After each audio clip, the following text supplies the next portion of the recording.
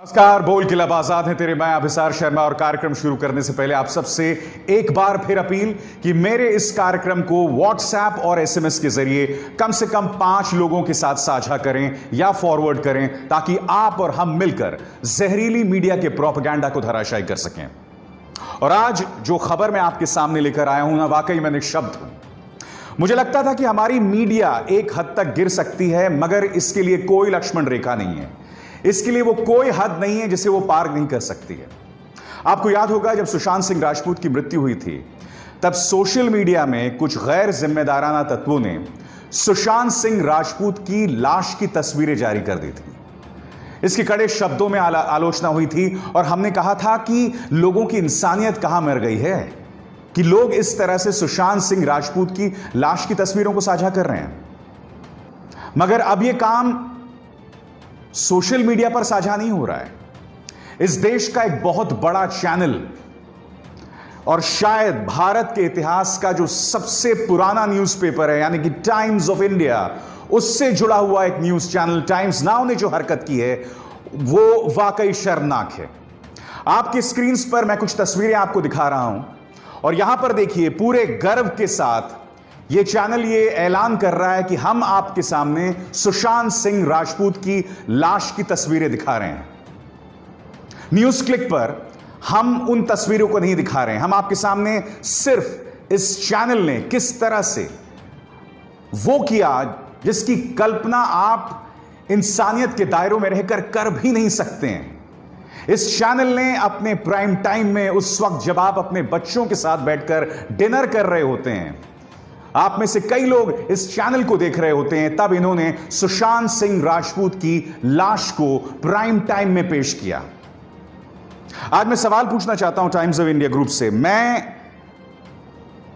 जब मैं होशावास में आया और जब मैंने अखबार पढ़ना शुरू किया, तो वो पहला अखबार टाइम्स ऑफ इंडिया था, क्योंकि टाइम्स ऑफ इंडिया का एक ऐसा अखबार था जिसमें आपको हर तरह की खबरें मिलती थीं। राजनीतिक खबरें, खेल से जुड़ी खबरें, फिल्म से जुड़ी खबरें। और अब तक मैं उस अखबार को पढ़ता रहा हूं। आज मैं सवाल पूछना चाहता हूं उनके मालिकों से, यह हालत हो गई आपके न्यूज चैनल की सिर्फ इसलिए कि रिया चक्रवर्ती ने आपके प्रतिद्वंद्वी चैनल को इंटरव्यू दिया, इसलिए टीआरपी के लिए, लोगों का ध्यान अपनी तरफ खींचने के लिए अब आप सुशांत सिंह राजपूत की लाश का इस्तेमाल करेंगे, उसकी लाश की तस्वीरों का इस्तेमाल करेंगे। मगर मीडिया यहां तक नहीं गिरा। अब मैं आपको एक और वीडियो दिखाना चाहता हूं दोस्तों। यह शायद रिपब्लिक टीवी की कोई रिपोर्टर है और इसमें आप देखिए, जो गार्ड है रिया चक्रवर्ती के घर के बाहर, उसके साथ ये किस तरह की दबंगई कर रही हैं। उस गार्ड का इस मामले से कोई लेना देना नहीं है, मगर देखिए इस वीडियो में किस तरह से उसको परेशान किया जा रहा है। देखिए। क्यों झूठ बोलते हो? क्यों झूठ बोलते हो? ये बताओ, क्यों झूठ बोलते हो? और क्यों आगे से रोक रहे हो? आप जा करके सिक्योरिटी गार्ड का काम करते हो या फिर रिया चक्रवर्ती के इन्फॉर्मर बन करके काम करते हो? क्यों? उनके घर में आपके सोफे पे वीडियो बनाया जाता है? मैंने तो किसी सिक्योरिटी गार्ड को नहीं देखा कि कोई सोफे पे। बात यहां नहीं रुकती है, एक और वीडियो सामने उभर कर आया और जिसकी मैं तस्वीरें आपको लगातार दिखा रहा हूं। जब एक जोमैटो का डिलीवरी बॉय पहुंचा रिया चक्रवर्ती के घर पर, तो जितने रिपोर्टर्स थे उन्होंने जोमैटो के डिलीवरी बॉय को घेर लिया कि भाई तुम क्यों, किसके घर लेकर जा रहे हो, इस खाने के अंदर क्या है, क्यों देकर जा रहे हो, क्यों शर्मा रहे हो, क्या साजिश है। मुझे लगता है कि इन चैनल्स को, मैं नहीं जानता हूं रिपोर्टर्स का कितना दोष है। रिपोर्टर्स कम से कम एक बार अपने संपादक से ना कर सकते हैं, मगर जब आप जमीन पर तैनात होते हैं तो कम से कम यह आप पर होता है कि आप सलीके से लोगों से सवाल करें। आपने पहले वीडियो में देखा, गार्ड्स को परेशान किया जा रहा था, अब एक जोमैटो डिलीवरी बॉय को, जो घर में खाना देने आया है, उससे परेशान किया जा रहा है। अब यह वीडियो देखिए, यहां पर रिया चक्रवर्ती के 60 साल के पिता आते हैं और गिद्धों की तरह किस तरह से मीडिया उन पर झूम पड़ता है। यह वीडियो देखिए।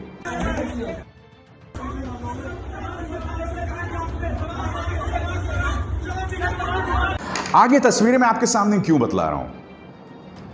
रिया चक्रवर्ती का अगर गुनाह है तो उसे सजा मिलनी चाहिए, मगर कल्पना कीजिए अगर वो बेगुनाह है, क्या कोई और गुनाहगार है, तो क्या ये न्यूज चैनल इसके लिए माफी मांगेंगे? क्योंकि ये लोग लगातार हैशटैग्स चला रहे हैं, अरेस्ट रिया चक्रवर्ती को गिरफ्तार किया जाए।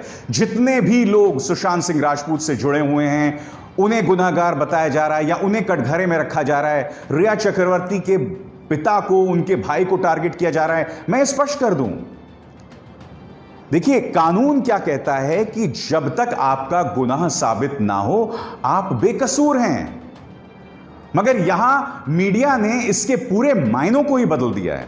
मीडिया अब क्या कर रहा है कि जब तक आप बेगुनाह साबित ना हो जाएं तब तक आप गुनाहगार हैं, यानी कि आप सीबीआई के सामने बयान देते रहें, करते रहें। और सीबीआई एनफोर्समेंट डायरेक्टरेट क्या कर रहा है, वो रिया चक्रवर्ती की जो व्हाट्सएप की जानकारी है या व्हाट्सएप की जो बातचीत है उसे लीक कर रहा है और उसे मीडिया अपने हिसाब से उसकी व्याख्या कर रहा है।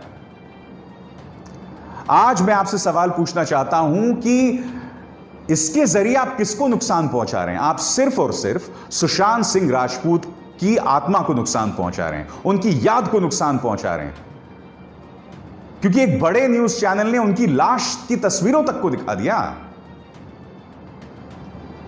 और इस पर गौर कीजिए, यहां पर आप देख सकते हैं कि माननीय सुब्रमण्यम स्वामी कह रहे हैं कि कोई संदीप सिंह है जो कि दोस्त है सुशांत सिंह राजपूत का, यह लगातार दुबई जाता रहा और इस संदीप सिंह जिसके साथ आप देख रहे हैं सुशांत सिंह राजपूत की तस्वीर, इसकी जांच होनी चाहिए, इसकी गिरफ्तारी होनी चाहिए। कई न्यूज चैनल्स ने यह तक कह दिया इसके दाऊद इब्राहिम के साथ ताल्लुकात हैं।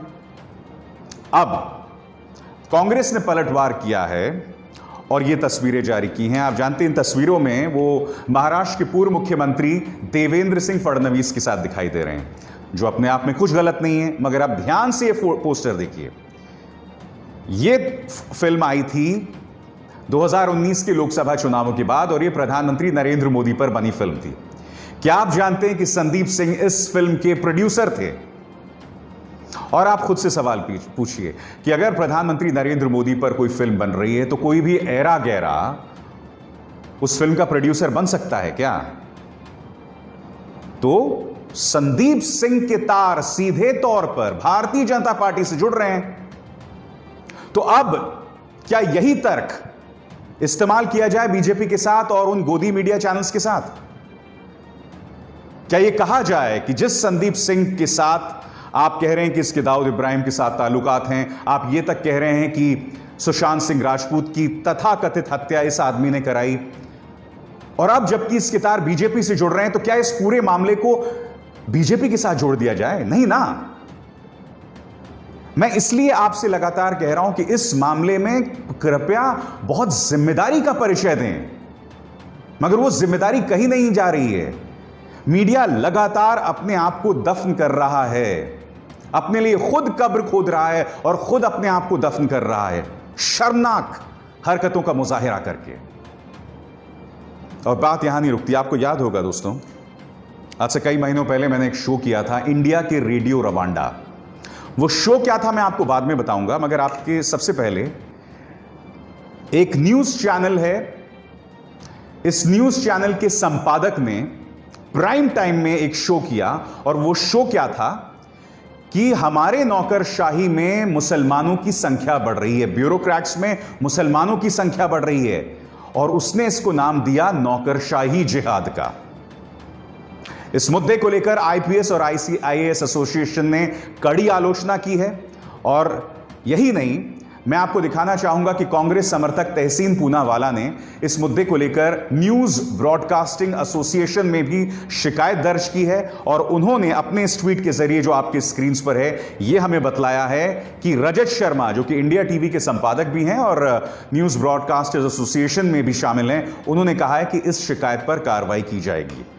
मगर मैं आपसे कुछ और पूछना चाहता हूं। यह शख्स खुलेआम अपने प्राइम टाइम में देश के मुसलमानों के खिलाफ जहरीला प्रोपेगेंडा चला रहा है। उसे इस बात को लेकर आपत्ति है कि मुसलमान अपनी मेहनत करके, पढ़ाई लिखाई करके, अपने इंटेलेक्ट के चलते सिविल सर्विसेज में उसका सिलेक्शन हो रहा है, और इस आदमी को उस पर भी आपत्ति है। एक तरफ तो तुम यह कहते हो कि साहब मुसलमानों को सही दिशा नहीं मिलती, और वो गुर्बत के नीचे रह जाते हैं, गरीब रह जाते हैं, अज्ञानता का शिकार होते हैं। मगर अब जब यह मिसाल सामने उभर कर आ रही है, अगर मैं मान भी लूं कि मुसलमानों की तादाद नौकरशाही में बढ़ रही है, तो इसका तो हमें स्वागत करना चाहिए ना। अगर देश का मुसलमान जिसके बारे में आप प्रोपेगेंडा चला रहे हैं वो पढ़ लिख रहा है, वो लगातार बढ़ रहा है, तो इस बात की तो आपको स्वागत करना चाहिए। मगर आप एक जहरीला प्रोपेगेंडा चला रहे हैं। तो मैं पूछना चाहता हूं उत्तर प्रदेश पुलिस से कि आप इस शख्स पर क्या एक्शन करेंगे? क्या आप इस चैनल पर कार्रवाई करेंगे? क्या आप इसके संपादक पर कार्रवाई करेंगे? या जहर के नाम पर हमारे जो न्यूज चैनल्स परोस रहे हैं सब कुछ जायज है? आज मैं आपके सामने अपना वो कार्यक्रम दिखाना चाहता हूं, फिर से उसका 4 मिनट का यह हिस्सा। रेडियो रवांडा, इंडिया के रेडियो रवांडा। रेडियो रवांडा क्या था और भारतीय न्यूज चैनल्स खुद क्या कर रहे हैं, आप देखिए ये 4 मिनट की रिपोर्ट। रेडियो रवांडा क्या था दोस्तों? रेडियो रवांडा, रवांडा नाम के देश में एक रेडियो चैनल था और उस वक्त के तमाम अखबार, उन अखबारों ने रवांडा के अंदर जो 2 समुदाय थे, हुतू और तुत्सी समुदाय के खिलाफ प्रोपेगेंडा चलाना शुरू किया, उन्हें मारने की वकालत की। नतीजा क्या हुआ दोस्तों? सिर्फ 100 दिन के अंदर 8 लाख तुत्सी समुदाय लोगों को मौत के घाट उतार दिया गया।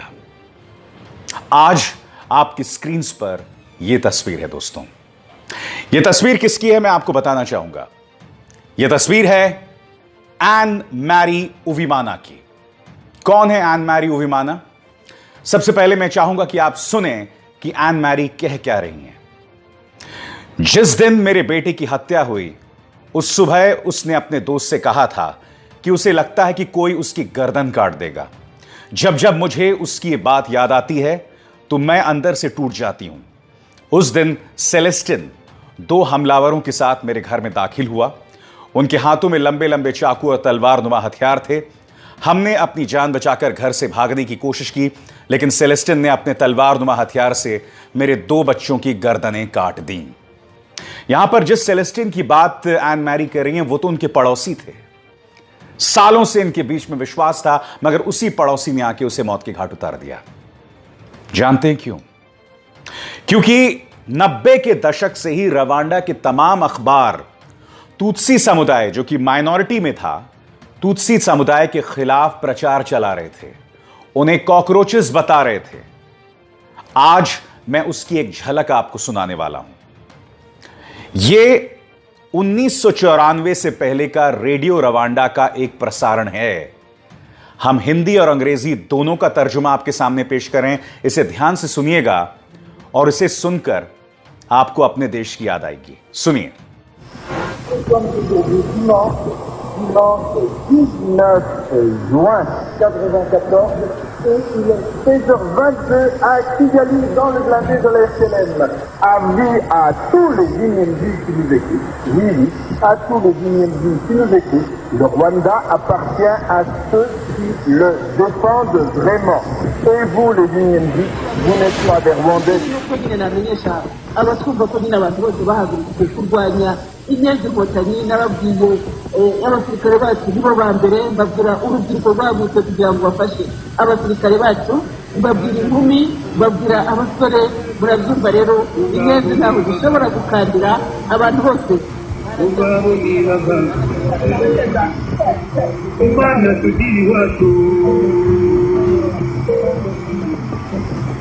uko ari bake cyane, ni bake cyane ndetse nubwo twabariraga ku ijana, 10 ku ijana, ubwo basigara 8 ku ijana. Abantu se koko muze twishime nshuti, inkotanyi zashize, muze twishime nshuti, yewe Imana ntirenganya, Imana ntirenganya koko. Kuvuga hano biturwana tugatsinda inyenzi inkotanyi burundu, nazo dutsinda urubanza rw'ububaho kuko ruzaba turarwanya kandi batsinda. दोस्तों, जून 1993 में एक नया radio station Rwanda में शुरू हुआ जिसका नाम था रेडियो टेलीविजन लिब्रे डेस मिल कोलिन्स, RTLMC। इस रेडियो स्टेशन के अंदर जो भाषा थी वो बहुत ही सड़क छाप भाषा थी। यहां पर अक्सर जो उद्घोषक थे वो शराब पीकर आते थे। यही नहीं बल्कि गाली गलौज करते थे जो माइनॉरिटी कम्युनिटी थी यानी कि तुत्सी समुदाय के खिलाफ। और जब यह नरसंहार शुरू हुआ तो सिर्फ तुत्सियों को नहीं मारा गया बल्कि हुतू समुदाय में जो उदारवादी लोग थे, जो तुत्सियों के खिलाफ अत्याचार हो रहा था, उन्हें भी उन्होंने मौत के घाट उतारा। यही नहीं, तुत्सी समुदाय की कई जो औरतें थीं उन्हें सेक्स स्लेव्स बनाकर रखा गया। तो इस रिपोर्ट में आपने सुना, रेडियो रवांडा में न्यूज एंकर्स शराब पीकर बैठ जाया करते थे, गाली गलौज होती थी, तुत्सी समुदाय को गंदे गंदे नामों से बुलाया जाता था, उन्हें कॉकरोच बुलाया जाता था। कुछ सुना सुना सा लग रहा है ना, क्योंकि आजकल न्यूज चैनल्स में क्या हो रहा है, जनरल जीडी बख्शी जैसे लोग मां बहन की गालियां बकते हैं। जिस तरह से रिया चक्रवर्ती उनके परिवार को टारगेट किया जा रहा है बगैर प्रमाण के, सिर्फ प्रोपेगेंडा पर, वो भी आपके सामने है। मैं स्पष्ट कर रहा हूं कि अगर वो दोषी है उस पर कार्रवाई करो, मगर उसका गुनाह साबित होने से पहले आप उसको गुनाहगार साबित नहीं कर सकते हैं। कुछ लोग ये भी कह रहे हैं कि रिया चक्रवर्ती का इंटरव्यू आखिर क्यों लिया, वो आरोपी नंबर 1 है। तो मैं उन न्यूज चैनल से कहना चाहता हूं कि तुमने तो न जाने क्या क्या कह दिया रिया चक्रवर्ती के बारे में और उसके परिवार के बारे में। तुम्हें हिम्मत नहीं है संदीप सिंह के बारे में आज अपने प्राइम टाइम में शो चलाओ जिसके लिंक बीजेपी से साफ तौर पर दिखाई दे रहे हैं। तो आज मैं आपसे सवाल पूछ रहा हूं, अगर तुम एक लड़की को लगातार टारगेट कर रहे हो तो क्या उसको हक नहीं है कि वो भी अपना पक्ष रखे मीडिया के जरिए? बताओ। मुद्दा यह नहीं है कि आरोपी नंबर 1 से सवाल किया गया, वो आरोपी है, गुनाहगार नहीं है। और अभी कई परतें खुलनी बाकी हैं, जैसे परतें खुल रही हैं अब। और रही बात मीडिया के जहरीले प्रोपेगेंडा की, तो मैं फिर बतला दूं आपको। मुझे याद है जब मैंने रेडियो रवांडा कार्यक्रम किया था आज से कई महीनों पहले, तो कई लोगों ने इसकी आलोचना की थी कि आप ऐसा कैसे कह सकते हैं, आप हमारी तुलना रवांडा से कैसे कर सकते हैं। मगर आप मुझे बताइए ना, आपके सामने यह तस्वीर देखिए। पिछले 24 घंटों में देश में कोरोना के नए कितने केसेस हैं? 77,266। पिछले 24 घंटों में 1,057 मौतें। अब तक कुल मौतें हो गई हैं 61,529। कुल केसेस कितने रहे हैं? 33,87,501। NEET और JEE को लेकर आपका विद्यार्थी लगातार गुहार लगा रहा है, उसकी कोई आवाज नहीं सुन रहा है। देश की वित्त मंत्री बता रही हैं कि अगर आज की तारीख में GST को लेकर हालात खराब हैं, इकोनॉमी को लेकर हालात खराब हैं, तो ये एक्ट ऑफ गॉड है, यानी कि खुदा का काम है, ईश्वर का काम है। हमारे विदेश मंत्री ये कह रहे हैं कि 1962 के बाद भारत और चीन में जो हालात हैं इतने बदतर कभी नहीं हुए। चीन अब भी हमारी जमीन पर बना हुआ है। क्या आप इन न्यूज चैनल्स में इस पर डिबेट देखते हैं? नहीं देखते हैं। क्यों? क्योंकि रिया चक्रवर्ती के बहाने, चाहे जो लोग रिया चक्रवर्ती का समर्थन कर रहे हैं न्यूज चैनल्स में या उसका विरोध कर रहे हैं, ये दोनों ही सरकार को बचाने का प्रयास कर रहे हैं। असली मुद्दों से सरकार को बचाने का प्रयास कर रहे हैं। वो मुद्दे जो बोल के लब आजाद हैं तेरे में, मैं आपके सामने लाता रहता हूं और रुकेगा नहीं, आगे भी लाते रहेंगे। नमस्कार।